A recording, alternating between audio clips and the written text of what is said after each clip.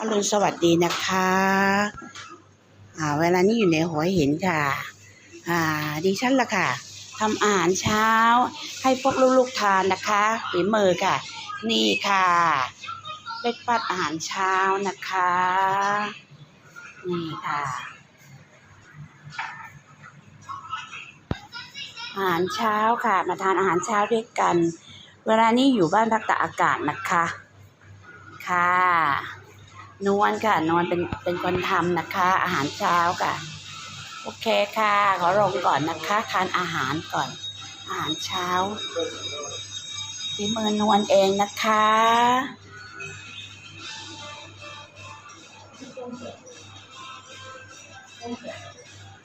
โอเคค่ะสวัสดีค่ะอรุณสวัสดิ์สวัสดีทุกคนนะคะขอบคุณทุกท่านนะคะมาดูค่ะช่องนวลรักนะคะ